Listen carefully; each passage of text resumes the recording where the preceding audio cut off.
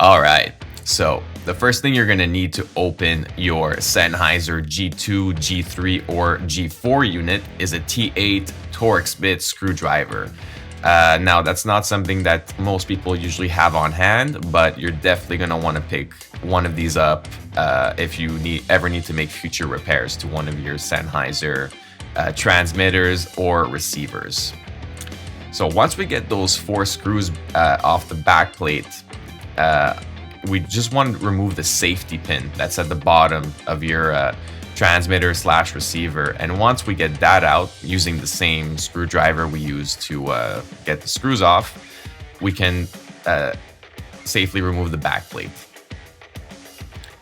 Now, there's only one screw we're going to need to unscrew on the inside, and that's the one that's holding the board to the front panel. So you can go ahead and not touch any of the other screws. This is the only one we need to remove. So once you get that off, you're going to be able to detach the board from the front panel. And just be a little careful here. Some of the buttons might stick to the piece that you're holding. Don't worry about it. Just put them to the side and we'll get those back on there before we close up the unit. So right now we're going to have to actually remove the antenna, the defective / damaged one. And that's the next thing that we're going to be doing.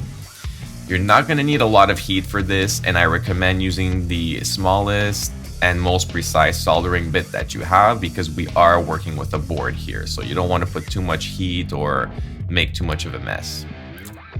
So once you get that antenna off, we're basically going to need to get a replacement antenna. And if you don't already have one of those, it's pretty easy. You can either get one directly from Sennheiser or from an authorized Sennheiser retailer. So I'm going to leave a link to that in the description box.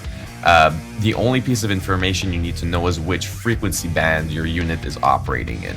So it's the same antenna for the G2, G3, and G4. You just need to know frequency band, and that's written behind your receiver / transmitter.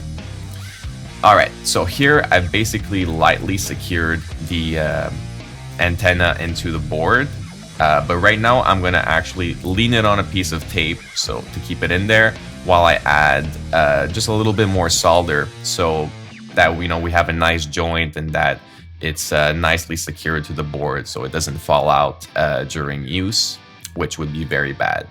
So there you go. Once we get that on there, we're ready to start putting the unit back together.